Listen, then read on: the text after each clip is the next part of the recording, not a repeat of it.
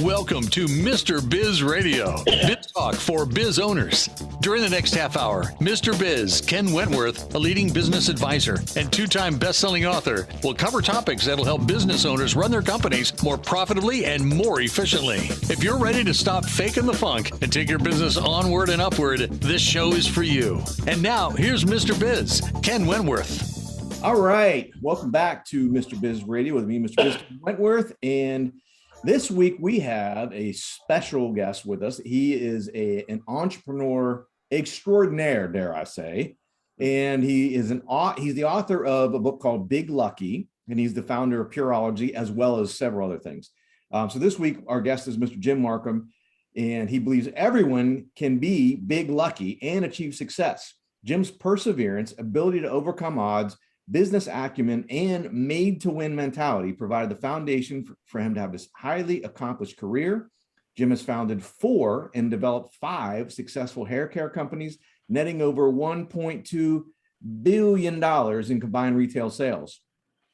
With each success, the Markham name has become synonymous with authentic, quality, high-performance products that serve as an industry standard. Jim is best known for pioneering sulfate-free, salt-free products and creating the luxury color category. And he continues making his mark as the acclaimed best-selling author of Big Lucky, serial entrepreneur Jim Markham's secret formula for success.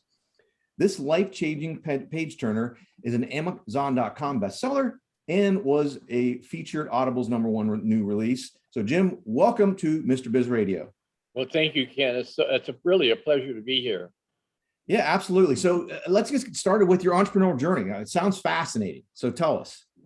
Well, I started out as a young poor boy in New Mexico and had an alcoholic mother and ended up getting married at 15, had a child at 15. My mother says, you got to work. She says, why don't you go to barber school? Uncle Clarence always did well as a barber. And so I went to barber school and did pretty well. I was cutting hair at 16. I started entering competitions and won the national championship and the hair Olympics and several state championships. And I read in Playboy back then about Jay Sebring charging $50 a haircut and cutting all the celebrities' hair. So I was bold enough. I got on the phone. I said, Jay, and he took my call. I said, Jay, how can you charge 10 times what I'm doing? And I've won all the awards. And he says, why don't you come out here and we'll cut a half a head of hair and we'll see which technique is best. He had a set of products that I wanted to distribute. I don't know why, but I always thought distributing and selling product was a great idea. So we went out and we cut Van Johnson's hair. He's one of his customers. He cut half, I cut half. His side was better. He did something called shaping the hair, cutting shape into the hair, which is not what I did. And I learned from him. And eventually, I started a Sebring franchise in New Mexico and did real well. I was a licensed pilot. I traveled around and taught barbers and stylists how to cut men's hair. We started men's hairstyling. And Jay got killed by Charles Manson in the Manson murders, and Sharon Tate was killed. And so I ended up taking over Sebring, ended up buying Sebring out of bankruptcy, and made it successful. Then I started cutting Paul Newman, Johnny Carson, Robert Redford, Steve McQueen, and many, many others. And that went well. And of course, ended up selling Sebring and doing Markham products and Ava products and Pureology products and Colorproof. And I've had a 50-year career of successful businesses, and it was a fun trip. Well, I'll tell you, starting off getting married at 15, I can't even imagine, and becoming a father at that age, 15, 16 years old. Holy crap. That's an eye opener, and that's going to make you grow up quick. It really was. And, it actually ended up being good for me. I mean, I thrived in that environment because I had a home then as opposed to, all over the place. And I did well in that. It was actually good for me. Well, Jim, I tell you, one of the pieces that I really like about your story is that you saw, first of all, you didn't say your age. We're just going to assume you were of age when you were reading Playboy, but nonetheless, I think I was 17. Okay. But nonetheless, what I really liked about that was you saw someone that was doing what you were doing, but, charging much more. How the heck do you do that? And the big part of it is you picked up the phone and called. I've talked about this before. One of my favorite Steve Jobs quotes is if you don't ask, the answer is always no. And if the story goes around, I won't tell the whole story, but Steve Jobs was 12 or 13 years old and looked up Bill Hewlett's number from Hewlett Packard in the Yellow Pages, which obviously dates it. But he looked his number up and Bill Hewlett took his call. And as a 12 or 13-year-old boy, he wanted to figure some things out, and he called Bill Hewlett himself, much like you did. Yeah, I was very, very ambitious, and I always believed I could win. I always thought I could succeed, and I did, actually. Well, I think that's a big part of it, right? Especially as an entrepreneur. And the other thing I get out of your story is, you had all these successes, you had some valleys, and then, taking over Sebring when, and rising it like a phoenix from the ashes, so to speak, and making that successful again. I'm sure that was quite challenging as well. Well, it was, because I really had no experience I had a little bit of sales and experience in sales, but I had none in management or operations or accounting or legal. And so I made it a point to learn each thing at one at a time. And I actually learned it on the job. And I got pretty good at it as we went along. Yeah, well, and sometimes that's the best way to learn it, right? It the really school of is. hard knocks, as they say, right, Jim? School of hard knocks. That's right. That's right. Well, and it sounds like you did that along the way, and then you just continue to parlay your experience and gaining that experience into more and more brands. I probably would have went to work for somebody, but no one would hire me. So I just started another company. I did 5, and I just kept starting a company. I'd sell them, and I thought, well, I should consult, and nobody really thought I knew anything, or they didn't need anything from me, I guess. And so I said, well, hell, I'll just do it again. I'll do another one. I kept doing another one. And I always believed I could do it. I always thought I could do better, and always did do better each time. Well, I mean, I think that's another one of those things that a lot of entrepreneurs are unemployable, right? Yeah. Once you have that mentality, and honestly, probably with all the success you had as an entrepreneur, that kind of probably changed your mindset, right? You had a different mindset as opposed to being an employee. Yeah, I never really thought I could make a very good employee, because I was always wanting to lead and direct, and never satisfied with second best. I was always wanting the very best, and I could generally figure that out with other people. And so, a good entrepreneur that's been in control is probably not a good employee. I agree. Yeah, I tell you, as a fractional CFO working with all sorts of different business owners in different niches and different industries, more and more, and a lot of times it's self-professed. They'll say, I could never work for someone again. Yeah, no, that's right. And it was a nice trip, and each time I got better and better at it. And it was really fun. I really enjoyed starting companies and, selling companies and developing formulas. That always was really one of my things. I love to develop better formulas. Well, that's interesting. So this week, again, we've been talking with Mr. Jim Markham, who is the author of Big Lucky, and we're going to talk about that in the next segment. He's also the founder of Purology, as well as 4 other companies. And I should mention, we're going to talk about the book during the next segment, Big Lucky, and we're going to figure out a little bit about that, what drove Jim to write that book, what kind of spurred on that need to write that book, and why.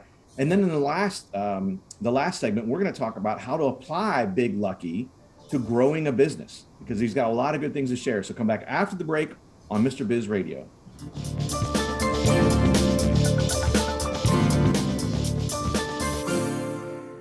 Business owners have a continually growing to-do list with little time for revenue-producing activities. With Check Off Your List and their experienced team of virtual assistants, you can focus on growing your business. Visit checkoffyourlist.com to learn how Check Off Your List's skilled team can handle your day-to-day tasks like social media, bookkeeping, calendar maintenance, and much more. Contact Check Off Your List at checkoffyourlist.com or call 888-262-1249 to see how their virtual assistants can help you live to work rather than work to live. Thank you for listening to Mr. Biz Radio. Did you know our show airs 7 days a week for more than 30 hours now? If you are in the B2B space and would like to reach thousands of business owners every week, including our more than 250,000 social media followers, our thousands of daily internet radio listeners, our email list fans, and Mr. Biz Solutions members, email us at info@MrBizSolutions.com to become a sponsor. Tap into Mr. Biz Nation to help grow your business. Check out both of Mr. Biz's national best-selling books, Pathway to Profits and How to Be a Cash Flow Pro on Amazon. Now, once again, here's Mr. Biz. All right, welcome back to the show. And it is time for the Mr. Biz tip of the week. And here's something that probably Jim can relate to as well, for having built 5 successful businesses. The tip this week is, it's a little bit harsh, Mr. Biz Nation. I got to tell you that if you don't have a budget and monitor your progress against it every month, then you aren't serious about your business being a financial success. You got to have a budget. You got to monitor against it. I've talked about it on the show many times before in the past. Critically important. And I always joke around, Jim. I tell people, a lot of people don't like the B word, not that B word, budget, including Mrs. Biz. Mrs. Biz doesn't like that B word either. But nonetheless, it's critically important because it allows you to build your budget off the goals you have and then monitor against them every single month so you can see the progress, so you can make adjustments. Are you ahead or are you behind? Why? And figure that stuff out, as opposed to waiting till halfway through the year or more and then figuring out, oh my gosh, we're behind and we got to try to turn this big battleship around to make the second half or the last quarter of the year successful. And a lot of times it's too late because it's, depending on the business or industry you're in and how the economy is going, you just can't make changes that quickly. So that is the Mr. Biz tip of the week. So Jim, I want to talk a little bit about Big Lucky. So what drove you? What made you say, gosh, I need to write a book? And then, why did you call it Big Lucky? I've had colleagues and friends for the last 25 years saying, from where you came from to where you are now, it's been quite a journey. You got to tell that story because it's really interesting, the ups and downs you went through and how you overcame them and came out of it really successful each time with each company and ended up in a very good spot. And create a roadmap for entrepreneurs that hopefully will help them have an easier way of being successful, being more successful. I used to cut a lot of celebrities' hair, Paul Newman, Johnny Carson, Steve McQueen, but one particular occasion I was cutting Paul Newman's hair in his house in Beverly Hills. And he said, Markham, he said, you're big lucky. He said, there's 3 kinds of luck. He said, there's no luck, there's luck, and there's big lucky. He said, and you're big lucky. I'm big lucky. So I always took that to heart and applied that in the book. I thought it was an appropriate title since he gave it to me. Well, I'll tell you, when we first got you booked on the show and I was doing some show prep and everything, and I see some of your background and some of the amazing success you had. And I'm like, why would he write a book called Big Lucky? And my idea was that maybe you're not giving yourself enough credit. Like you're saying, oh, I was just lucky, And so I'm like, holy crap. Like, clearly you can't just be lucky that many. No one gets lucky that many times. You have to know what the heck you're doing. And you have to be very successful and driven to be as successful as you have. Yeah, I agree with that. So I got to ask you, I'm sorry, go ahead. I was just going to say, a lot of times the circumstances, one of the circumstances that really helped me, unfortunately for Jay, and he was my mentor, was he got killed. And I had the opportunity going from New Mexico from charging $5 a haircut to cutting and charging $50 a haircut. That was lucky. Now, the fact that I could keep the customer and keep it going and perpetuate that was skill.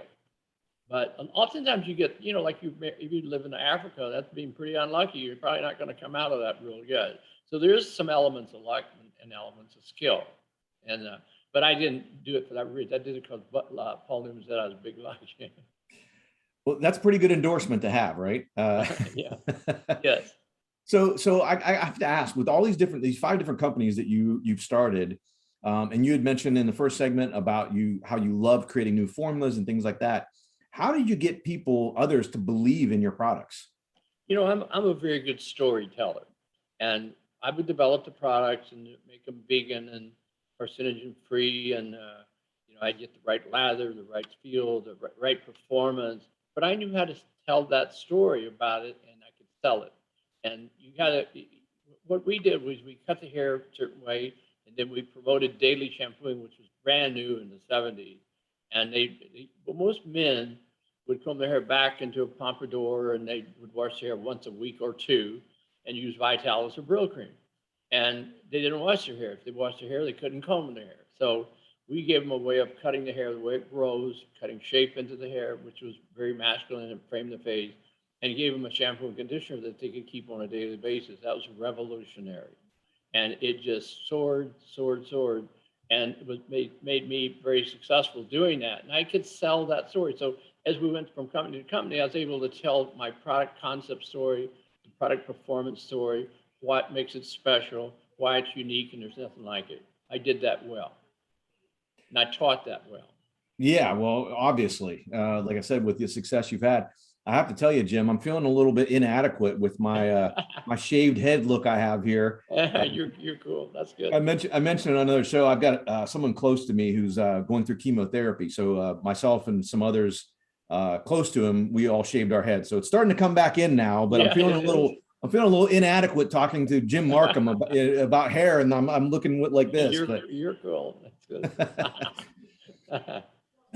So I guess, again, I want to talk specifically in the last segment about, applying Big Lucky to grow your business. So I don't want to give too much of that away, but that all said, you mentioned some of the folks that you work with and cut their hair and everything.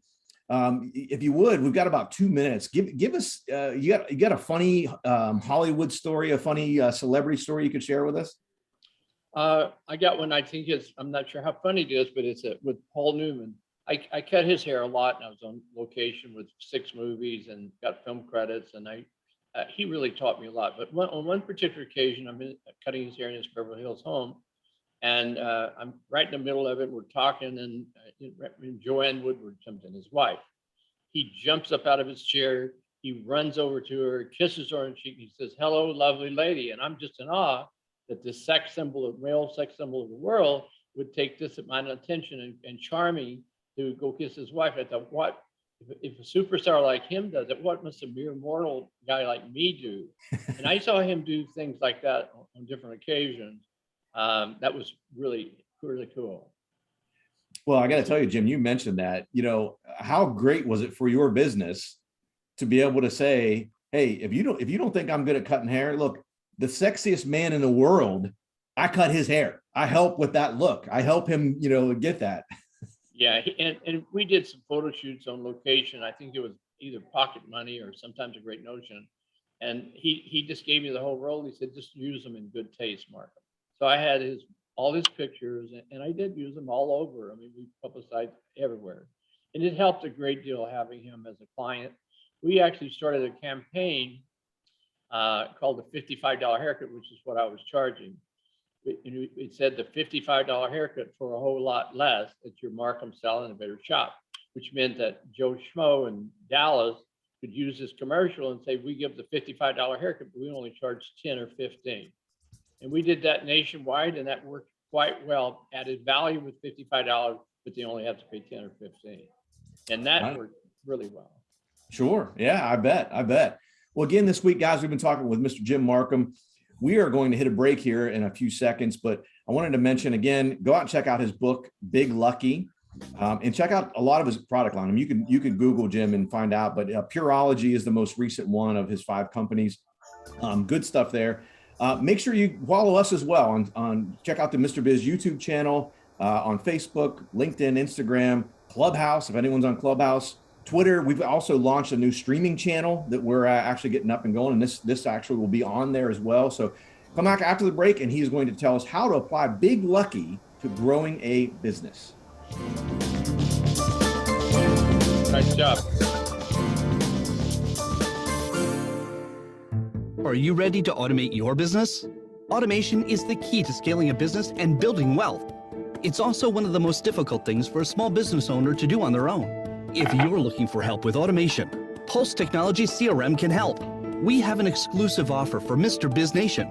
We will build everything for free, even if it's a sophisticated funnel. Visit thepulsespot.com/Mr. Biz for this exclusive offer. If you find listening to Mr. Biz Radio is helpful, imagine having live access to not only Mr. Biz, but also 5 other trusted business experts. It's true. You can have live access to your very own CFO, plus a business attorney, a website and digital marketing expert, a sales and growth guru, a financing professional, and a customer experience master. Visit MrBizSolutions.com to learn more. Join Mr. Biz Nation at MrBizSolutions.com. to submit questions to the show. Email them to info@MrBizSolutions.com. Now, once again, here's Mr. Biz.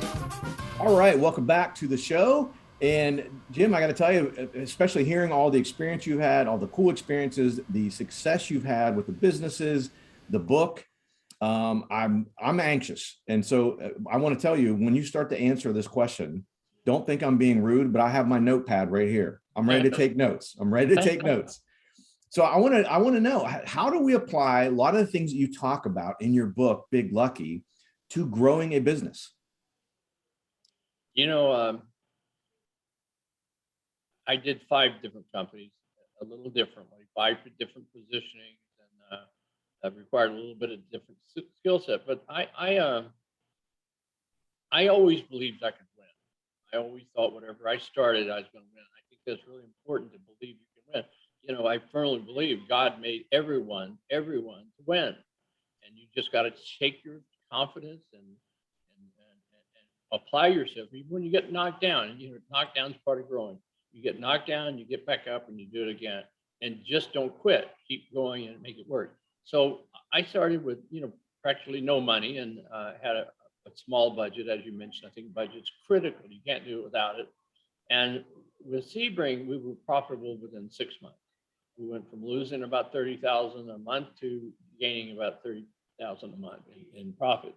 So I think just being real steadfast, carefully analyze, have a good budget, create a 1-year, 5-year plan, analyze your competition, see what they're doing right and what they're doing wrong, and try to do it better than they do, and try to create a point of difference that they don't have. I think that's critical. You can always say, well, they do this, but we do this. They don't always have a point of difference. That's critical. I think that's one of the biggest mistakes people make, is not positioning their product. And most of the time you can create a better position if you just look for it. So see what your competition is doing, see what they're missing, because they missed something, and find a niche and keep going, and just follow your budget, follow your plan. Just add the people as you can afford them, and be careful with your money, because sometimes you run out of money too fast, and that's not a good thing. So I just identified a marketplace, which in the beginning was barbers. And that's probably the hardest people to sell on the planet. And we made barbers distributors for small towns. It could be Dallas. And we started with, like, you can distribute to Dallas, and you get to sell to 10 salons. So I'd go in and do demonstrations and help them get trainings going, and then they would train to their Dallas. Then it would be Fort Worth, and there would be Georgia, and all around the country. And we had 78 distributors, 75 distributors with Sebring, and 78 with Markham product. But then I found a really new avenue. I found the women's market, and the women's market is about 20, 30 times bigger than the men's market. And I went into Wadaba, and that opened up a whole new category, because they have distributors that were called full service. They distribute to all the area. So you're not dealing with 78 people, you're dealing like with 20, and they had their territories. But I think having a plan, execute your plan, stay within budget, and if you make a mistake, which you will fall down, you'll make mistakes. It's part of winning. It's part of winning. Don't accept it as defeat. It's just a learning process. It's just a learning process. Analyze it, dust yourself off, don't quit, and make adjustments until you get back on track and keep winning. I think it's a state of mind. I think Big Lucky is a state of mind. We all have Big Lucky, but you got to have a lot of confidence that you can fall down and you can get back up and you will win. You keep the confidence. I think it's great. I talk about it all the time, what I call consistent perseverance. The notion of life is, it doesn't matter how smart you are, how handsome you are, how beautiful you are, you're going to get knocked down. As you mentioned, It's just part of growing. It's part of learning. You're going to. So you have to learn as an entrepreneur to accept the fact that it's going to help. You can't let it crush you when it happens. And I think that's a lot of what you're talking about. That's exactly what I'm talking about. You just can't take it too personal, because it's part of it. They say, like playing tennis, you just got to get a few more over the net than you don't get over the net. Just a few more wins. Sometimes it's like that. It's only a couple balls over more than you lose, because you will lose, and hopefully the losing isn't as critical as the winning part. Well, that being said, what's your of all your experience, what's been your favorite, I won't call it a failure, but the favorite time that you got knocked down? Maybe it's the one lesson you learned the most from. Well, I kind of went broke a couple of times. I got knocked through out of it. We had a 3-week partnership in the early days, and they threw us out of the company for a year and a half. And I had to survive with no money. And I'd lost all my customers. Back then, you didn't have a phone and keep address books, or at least I didn't. And I didn't have my celebrities cut. And I had to play pool and play checkers to make a living. And I was on Hollywood Boulevard playing checkers with the pimps. And the pimps played checkers in jail and learned how to play checkers in jail. I learned how to play checkers in a barbershop from an old guy that probably my age that taught me how to play. And I could beat most of them. So we'd play for $25, $10, you know, and I won more money playing checkers than pool. But that was a humbling experience. I didn't know if I was ever going to get back or not. And that was a big lesson there. You know, I sold Markham product one time and spent all our money, and had to go back to New Mexico and start cutting hair all over again. And I went into a marketplace as a $10 marketplace and started charging $35. Of course, that was too high. Nobody would come back to me that I used to have there. So I went down to 30, and that didn't work. I went down to 25, and I started building up at 25. So very humbling experiences. I finally came back out of that and started ABBA products, and you know, it's up and down, but you just got to keep focused. I knew I had to come back, and I knew I could do it again if I just had a chance. I think confidence and the belief in yourself is probably one of the most wonderful things you can have. And the belief that God made you to win. You're a winner. You got to take it and seize the moment. I love it, Jim. And look, you just exemplified that consistent perseverance, right? You got knocked down and you're like, man, I got to make this work. And so of all things, with the background you have, of all things, you're like, hey, I can play checkers. I can shoot pool and keep afloat. We've only got about a minute and a half or so left here, but what is one thing, Jim, that most people don't know about you? That's a good question. I mean, most people don't know that I played checkers. Most people anymore, a lot of people don't know that I even ever cut hair. I mean, except for, you know, the book and telling the story. I think I'm a master checker player, and most people don't know that. And I used to play checkers a lot. I need to start back now. But online, there's some world champions online on I think it's Yahoo.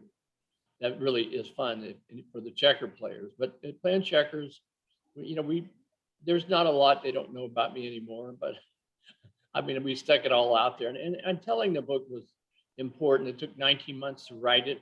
And we think we got a good roadmap for winners and entrepreneurs that will make it a shorter journey and a more successful journey by following some of the tips, the tricks and tips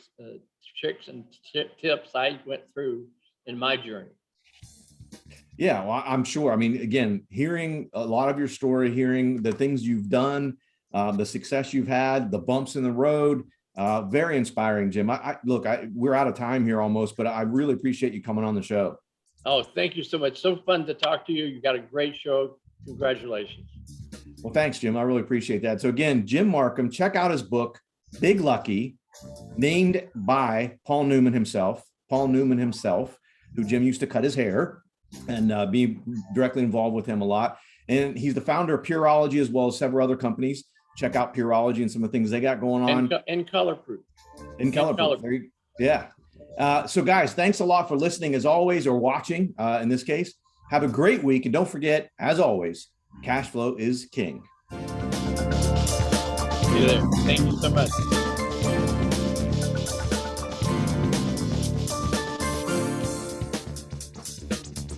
This has been Mr. Biz Radio. To learn how to become part of Mr. Biz Nation, visit MrBizSolutions.com. For access to free weekly content, subscribe to the Mr. Biz YouTube channel and follow him on Facebook, LinkedIn, Instagram, and Twitter. To listen to archive shows, you can find them on the Mr. Biz Solutions website.